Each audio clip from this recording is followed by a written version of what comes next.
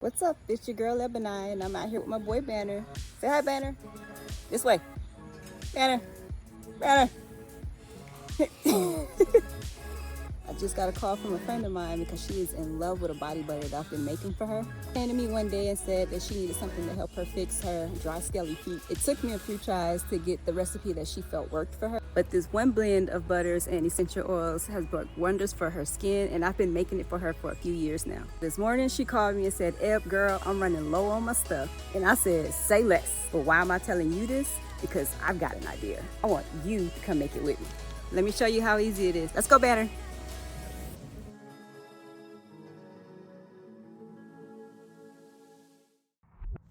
First, I want to show you everything that I use to make my body butter, but you can use whatever brands you prefer. Starting with your butters, first we'll add some shea butter. Here I'm using raw African shea butter. Next, we'll add the mango butter. You can either use scented or unscented, but mine is unscented. Next, we start the melting process. You want to use a double boiler system. If you don't have one, that's okay. You can make one by placing a heat-safe bowl over a pot of boiling water. But you want to melt the butters using indirect heat. The aim is to melt, not to cook. Alright, see you in a bit. Now that we have the butter completely melted, let's remove it from the heat before we overdo it. So I let the melted butter cool just enough to transfer into a mixing bowl. Here is where you can add the cornstarch if you prefer. It's meant to make the body butter a little less greasy. But I kind of forgot to hit record when I added it, but it's in there. Make sure that cornstarch is mixed well. Add some carrier oil to make sure those essential oils are diluted because they can be pretty harsh on the skin when you apply them directly. I have a mixture of sweet almond oil, grapeseed oil, avocado oil, and jojoba oil. Add about 20 to 30 drops of any essential oil that you prefer.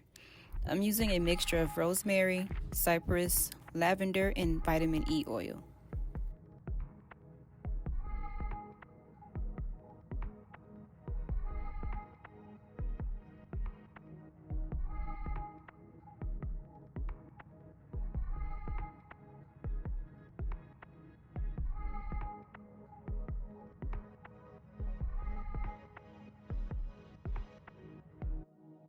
Put this in the freezer for about 30 minutes. Be right back. Alright, y'all. Now it's time to whip that butter up. You can do this using some kind of electric hand mixer. And yeah, you seen I was struggling because I kept splattering the butter all over the place. I usually use my immersion mixer to do this, but today it has failed me.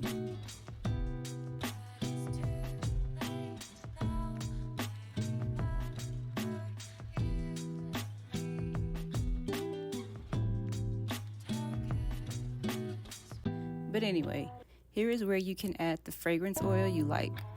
You can skip this step though if you just like the scent of the essential oils already. Now you can add more fragrance depending on how intense you want your butter to smell. I was going for a peach Bellini, so I added more just to drown out that essential oil smell.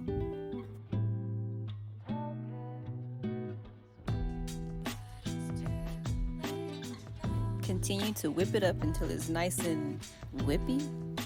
Nah, let's just go with fluffy.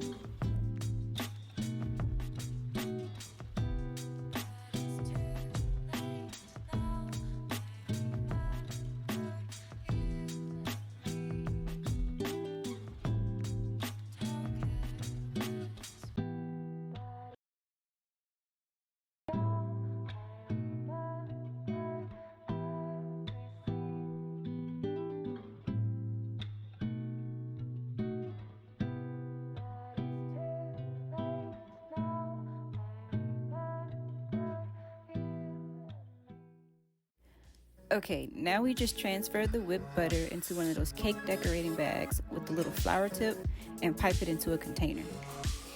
Or you can just opt for a spatula and just scoop it into a container. You know, whatever makes you feel good.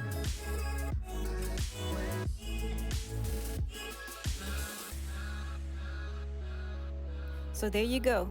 whipped body butter that you made yourself right at home. Easy, right?